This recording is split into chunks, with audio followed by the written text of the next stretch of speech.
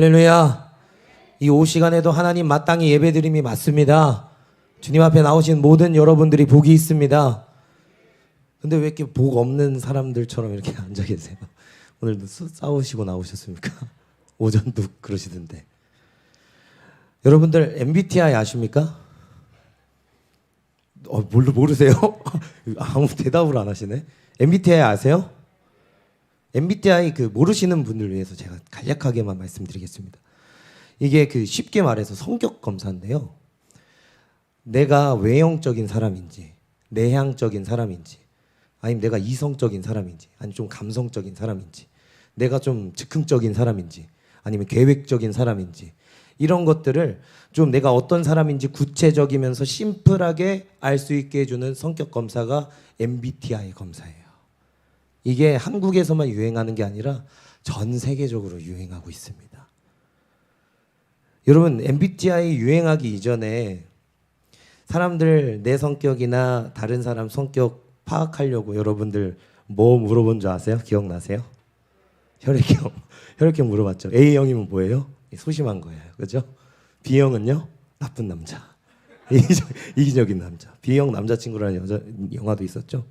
O형은요? 뭐라고요? 의류? 의리가 있다. O형이십니까? 네, O형은 의리가 있대요. 근데 조금 다르게 말하면 고집이 조금 있는. AB형은 뭐예요? 또 돌 플러스 I라고 많이들 이야기하는데, 죄송합니다. 농담이고요. AB형이신 분들 상처 안 받으셨으면 좋겠습니다. 웃자고 한 소리고요. 옛날에는 MBTI 이전에는 혈액형 물어보면서 소심한 A형이지 막 이러면서 그랬잖아요. 요즘에는 혈액형 이야기가 속 들어갔어요. 왜 그런 줄 아십니까? MBTI 때문에. 이 혈액형은 이제 너무 사람을 단순하게 표현했죠. A형은 무조건 소심하고 주눅 들어 있고. 근데 나도 잘 모르는 나를 이제 MBTI라는 그 도구의 도움을 받아서 내가 어떤 사람인지 잘 알 수 있게 해주면서 동시에 내가 어떤 사람인지 남들에게도 잘 표현할 수 있는 좋은 도구가 생겨서 MBTI가 많이 유행을 하고 있어요.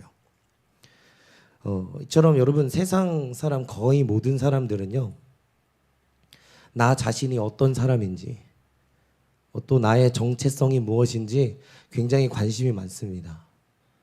왜냐하면 나를 잘 이해하는 것이 삶에 있어서 아주 중요한 문제이기 때문에 그렇죠. 내가 어떤 사람인지, 나의 정체성이 무엇인지 잘 알아야 삶을 잘 살 수 있으니까요. 행복하게 살 수 있으니까요.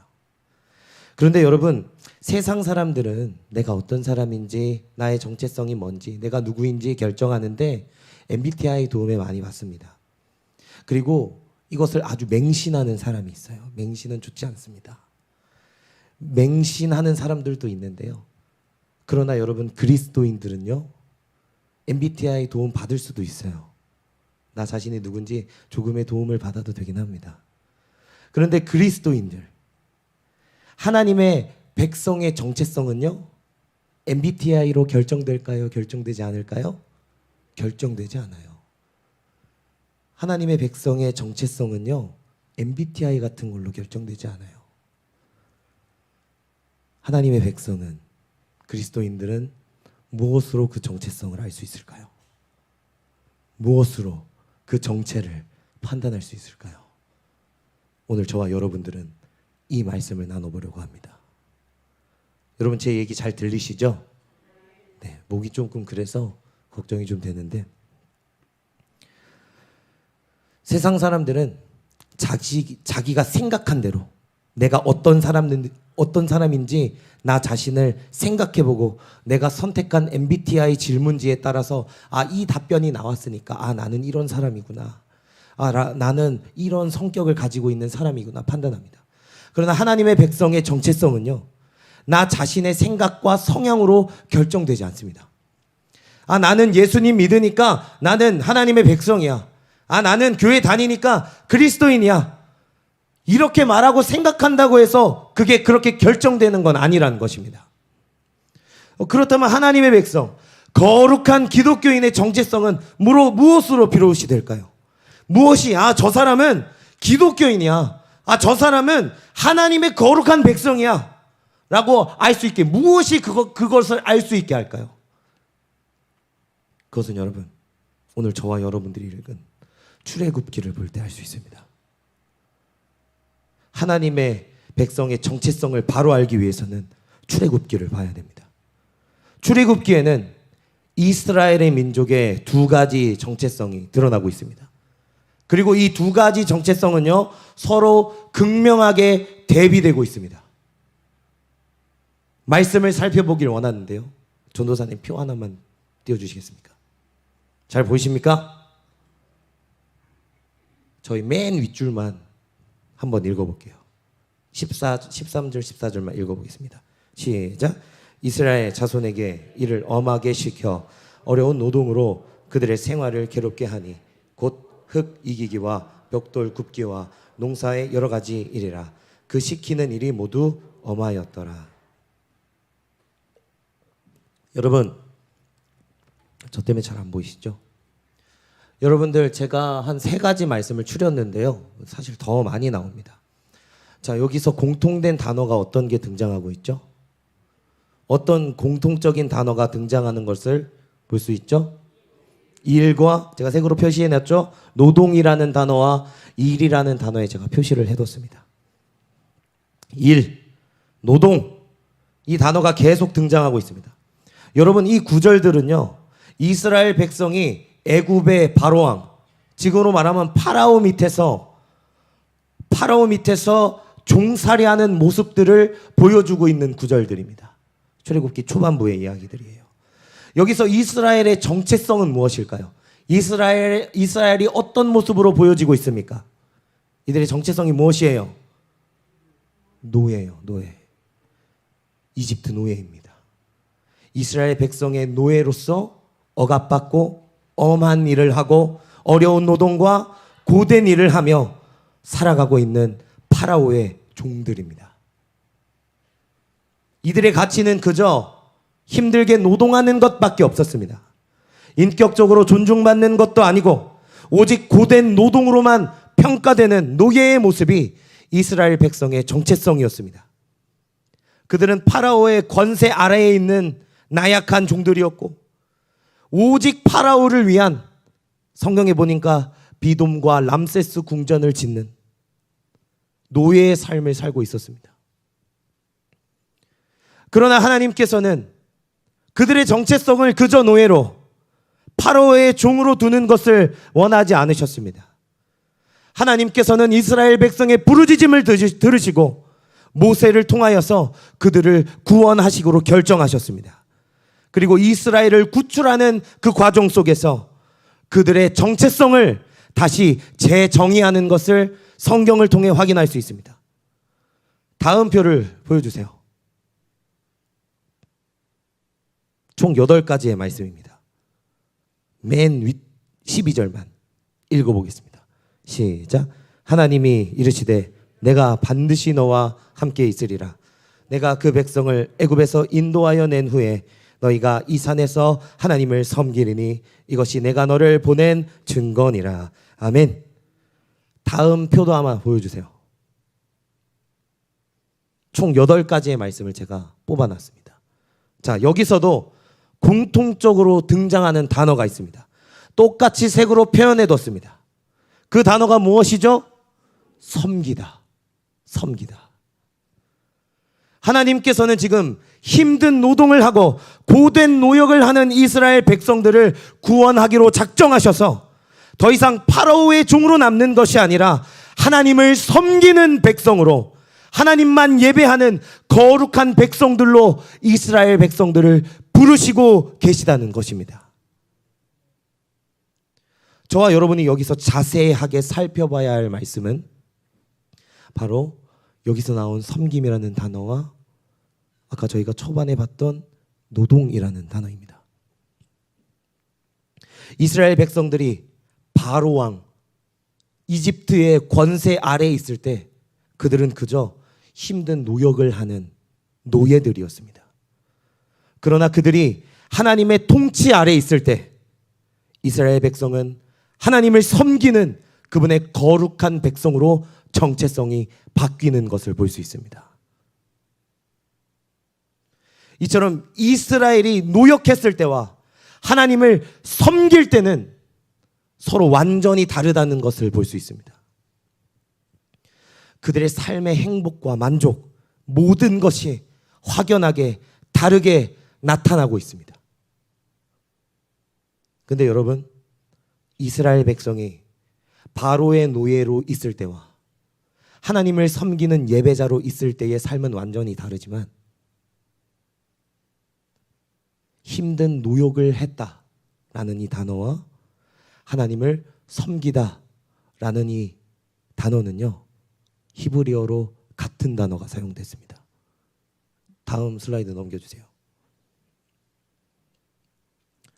이 단어는요, 아바드라고 읽습니다. 잘 안 보이시죠? 아바드. 여러분, 첫 번째 뜻이 뭐라고 되어 있죠? 노동하고 일하고. 두 번째 뜻은요, 섬기고 예배하고. 여러분, 이 단어는요, 중의적인 의미를 가지고 있습니다. 그리고 이것이 어디에 연결되는지에 따라서 그 의미가 바뀝니다. 여러분, 이 아바드라는 단어는요, 애굽 바로 왕과 연결되면요, 그 뜻이 무엇으로 변하냐면 힘든 고역, 노동, 괴로움으로 변합니다. 하지만 이 단어가 하나님과 연결되면요, 이 단어는 섬김과 예배의 뜻으로 바뀌게 됩니다. 여러분, 결국 하나님의 백성의 정체성은 무엇일까요? 하나님의 백성의 정체성은 오늘 제가 여러분들에게 드린 설교 제목과 같습니다. 누구를 섬길 것인가? 하나님의 백성의 정체성은요, 누구를 섬기는가의 문제입니다. 이스라엘 백성이 파라오 밑에서 아바드 했을 때는 그들은 흙을 이기고 벽돌을 굽고 힘든 노역을 하며 괴롭게 사는 사람들이 되는 것입니다. 그리고 그 절정은요, 파라오를 위한, 애굽의 왕을 위한 궁궐인 람세스 궁전을 짓는 것으로 결정적으로 드러나고 있습니다. 그런데 그런 이스라엘이요, 이제 하나님의 부르심을 받고 그들의 정체성이 하나님에 의해서 변화되기 시작합니다. 하나님께서는 이스라엘 백성들이 파라오를 섬기는 노예가 아니라, 애굽을 아바드하는 것이 아니라 하나님을 아바드하는 백성으로 그들을 변화시키고 계십니다. 여러분, 출애굽기의 이야기는요, 자유에 대한 이야기가 아닙니다. 오해하면 안 됩니다. 출애굽기의 이야기는요, 하나님께서 이스라엘 백성에게 자유를 주는 이야기가 아닙니다. 억압받고 고통당하는 노예 해방시켜서 그들에게 자유를 줘서 니네 그래 자유롭게 잘 살아라 하면서 그들을 풀어주는 이야기가 아니라는 것입니다. 출애굽기는 자유에 대한 이야기가 아닙니다. 출애굽기는 주인이 바뀌는 이야기입니다. 출애굽기는 언약에 대한 이야기예요. 하나님께서 파라오의 그 노예 계약서를 찢어버리시고 다시 그 백성과 새 계약을 맺는 이야기가 출애굽기의 이야기입니다. 하나님을 섬기는 백성으로 거듭난 이스라엘은요, 더 이상 파라오를 아바드하지 않습니다. 파라오를 섬기지 않습니다.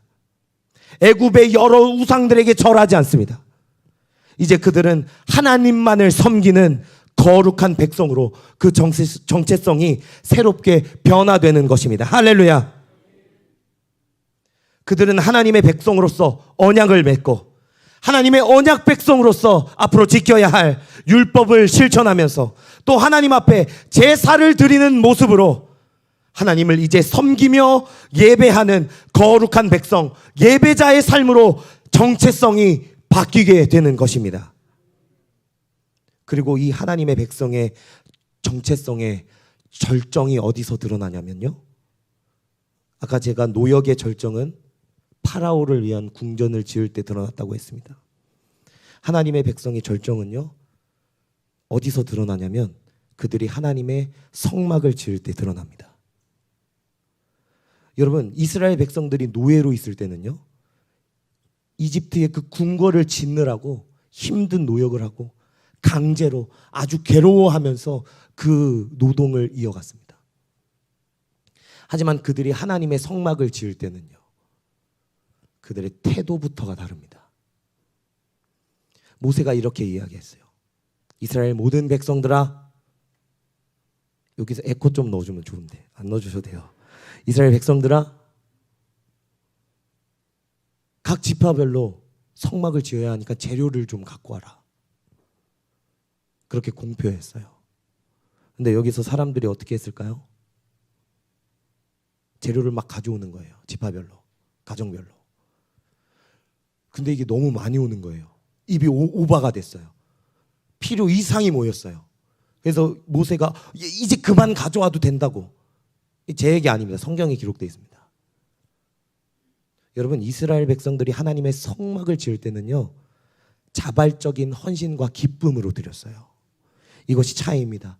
국고성 비돔과 람세스를 지을 때는 그들이 괴로움으로 노역했는데, 하나님의 성막을 지을 때는 기쁨과 자발적인 헌신으로 성막을 짓고 재료를 가져왔다는 것입니다.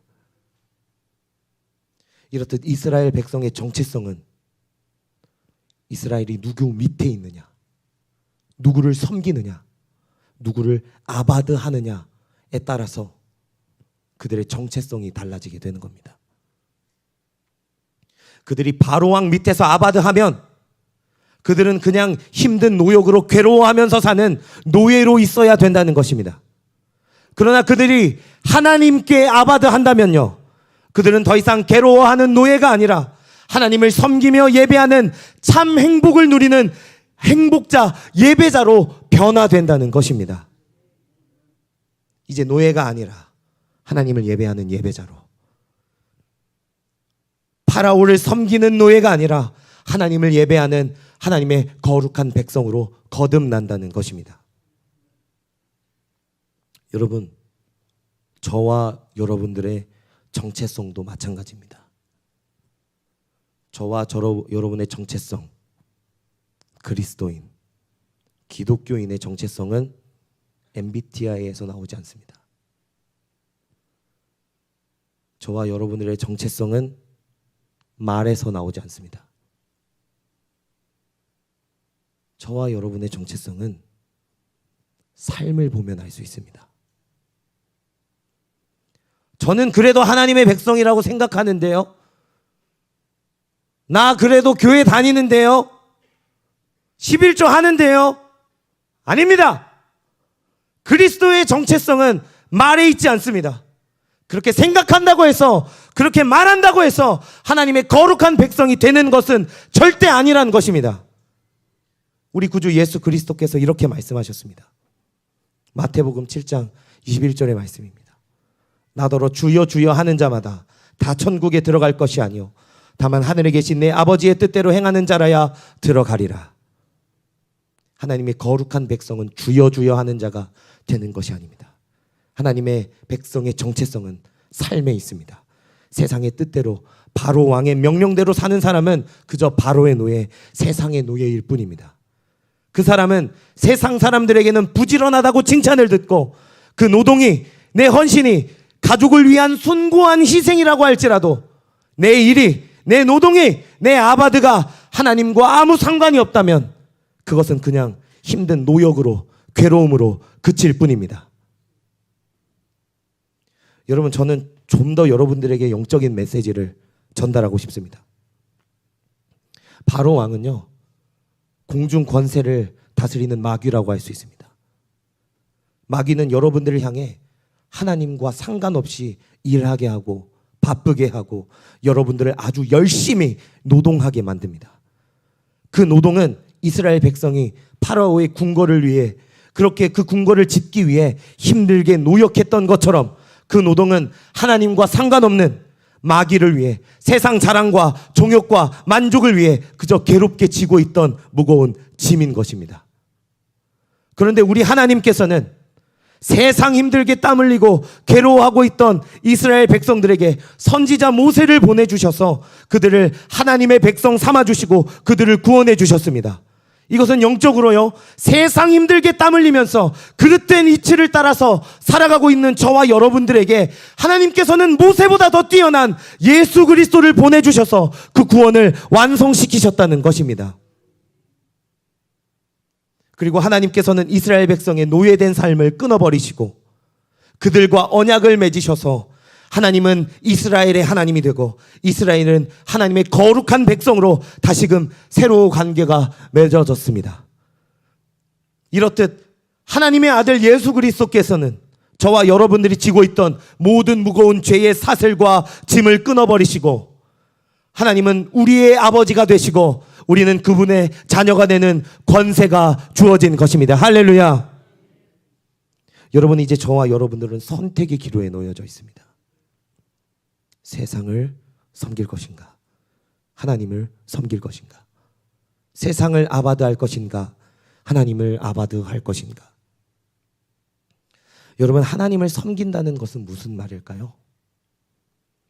하나님을 아바드한다는 건 무슨 의미일까요? 여러분, 사실 하나님께서는 섬김이 필요 없으신 분이십니다. 그분이 어디 편찮으셔서 섬김을 필요로 한다는 것이 아닙니다. 우리 하나님은요, 그 어떤 누구의 도움을 받지 않으셔도 되는 분입니다. 하나님께서는 그 누구의 도움 없이 홀로 온 우주 만물을 창조하신 분이십니다. 하나님께서는 그 누구의 방해도 없이 홀로 모든 것을 하실 수 있으신 분이시고 모든 영광과 존귀와 권세를 가지고 계신 분이 우리 하나님이십니다. 하나님은 그 누구의 도움도 필요 없으십니다. 도움은 저희가 필요하죠. 그럼 저희가 어떻게 하나님을 섬길 수 있을까요? 섬김이 필요 없으신 그분께 우리는 무엇으로 하나님을 섬길 수 있다는 말입니까? 여러분, 아바드의 다른 의미가 무엇이라고요? 섬기고 예배하는 거. 저와 여러분이 하나님을 섬길 수 있는 유일한 방법은 단 하나입니다.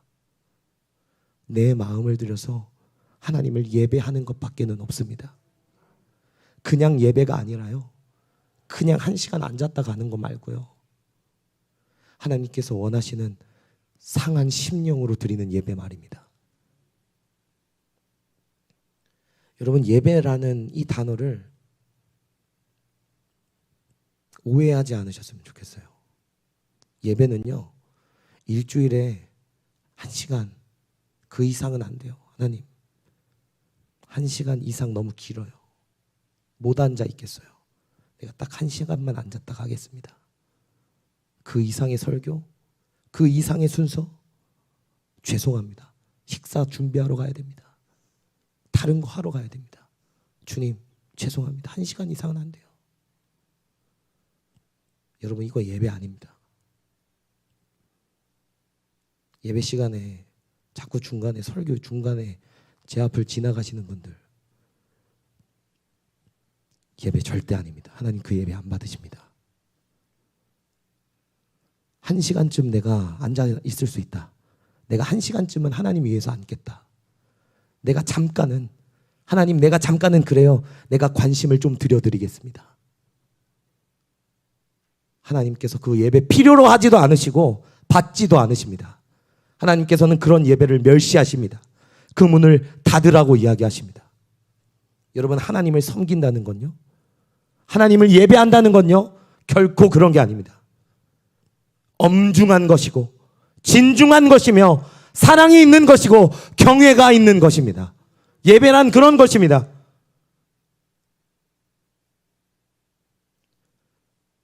만만의 시간, 천천의 시간 예배 드린다고 해서 우리 하나님은 그것을 기쁘게 여기시는 분도 아니십니다. 진중한 예배와 동시에 우리의 섬김, 우리의 아바드는요, 하나님을 섬긴다는 것은요, 어떤 의미가 있냐면 매 순간 하나님을 선택하는 것을 의미합니다. 하나님 섬기는 게 뭐라고요? 하나님을 매 순간 선택하는 거예요. 일주일에 단 1시간 선택하는 거 말고요, 매 순간 하나님을 선택하는 것이 하나님을 섬기는 유일한 길입니다. 여러분, 저와 여러분들의 인생은 선택의 연속이죠. 그것이 크건 작건, 그것이 중대하건 사소하건 저와 여러분들은 매 순간 선택을 하면서 살아가고 있습니다. 그 수많은 선택 속에서 저와 여러분들은 얼마나 하나님을 선택했는지, 하나님을 얼마나 고려하면서 선택했는지 되돌아봤으면 좋겠습니다. 여러분, 하나님을 선택했습니까? 아니면 쉬는 것을 선택했습니까? 여러분, 예배를 선택했습니까? 돈을 선택했습니까? 여러분, 기도하는 걸 선택했습니까? 자는 걸 선택했습니까? 여러분, 하나님 섬긴다는 것은요, 쉬운 게 아닙니다.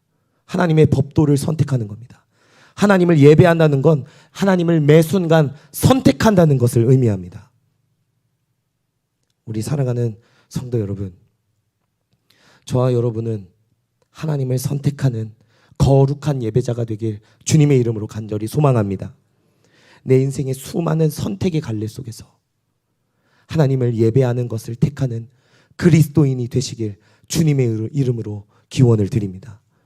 내 인생의 수많은 선택지 속에서 하나님께 기도하는 것을 택하는 하나님의 거룩한 백성이 되길 주님의 이름으로 소망을 드립니다. 선택에 관한 좋은 찬양이 있어서 제가 여러분들께 소개를 드리려고 합니다. 2로 해주세요. 2. 어디 갔어? 화장실 갔어요? 참 나쁜 타이밍. 2만 눌러줘요. 무반주로 해도 돼요. 2 눌러줘요.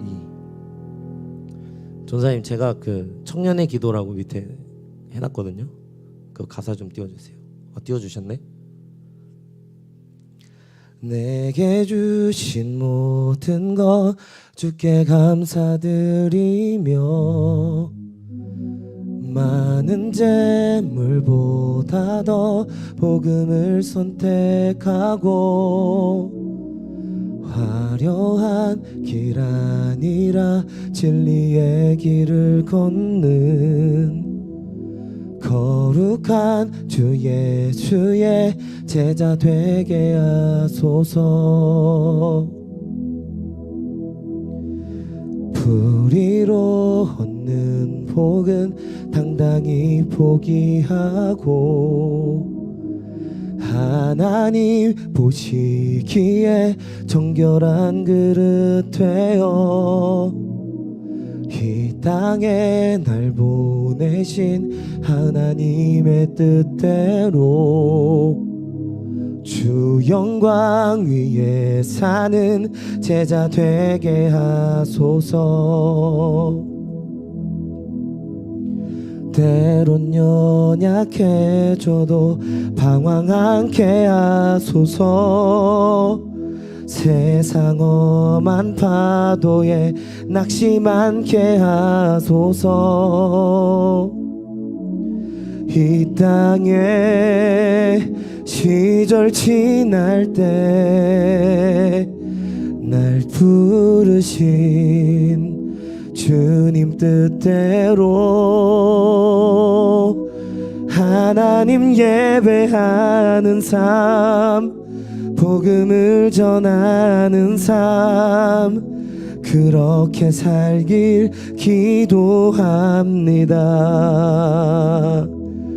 이 땅에 시절 지날 때 날 부르신 주님 뜻대로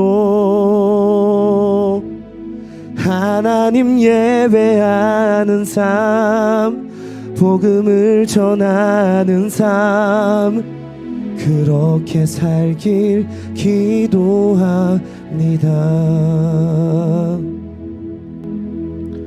여러분, 이 찬양의 고백대로 이렇게 하나님 선택하면서 살아가는 예배자 되길 주님의 이름으로 간절히 소망을 드립니다.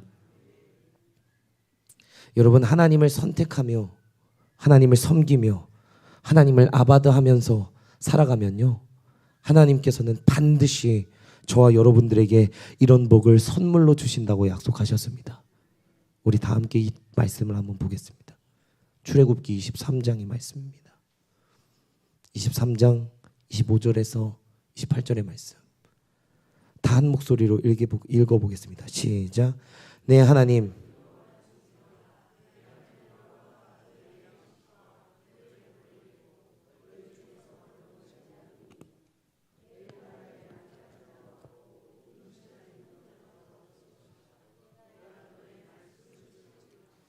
내가 내 위엄을 내 앞서 보내어 내가 이를 곳에 모든 백성을 물리치고 내 모든 원수들이 내게 등을 돌려 도망하게 할 것이며 내가 왕벌을 내 앞에 보내리니 그 벌이 히위 족속과 가나안 족속과 헷 족속을 내 앞에 쫓아내리라. 아멘. 여러분, 하나님께서 하나님을 섬기는 거룩한 백성에게 이러한 복을 주신다고 약속하셨습니다. 양식과 물을 내리시고 우리 중에 병을 제하시고 낙태하는 자가 없고 임신하지 못하는 자가 없고 하나님께서 우리의 날수를 채우신다고 기록하고 있습니다. 우리의 모든 원수들을 물리쳐 주시고 그들을 도망하게 하며 우리 앞을 가로막고 있던 진입하지 못하게 하는 모든 마귀와 원수들을 하나님께서 쫓으신다고 이야기하고 있습니다. 여러분, 이 말씀은 하나님을 섬기는 자들에게 약속된 복입니다. 저와 여러분은 하나님을 섬기는 거룩한 백성의 정체성을 가져서 예수님 이름으로 하나님의 거룩한 이름으로 그분의 거룩한 백성으로 살아가는 우리 과림교회 모든 공동체 되길 주님의 이름으로 간절히 소망합니다. 삶의 모든 순간마다 하나님을 선택함으로 나의 정체성을 하나님의 거룩한 백성, 주님의 귀한 자녀와 제자로 고정시키는 저와 여러분들 되시길 주님의 이름으로 간절히 소원합니다. 찬양하겠습니다. 아까 불렀던 찬양입니다.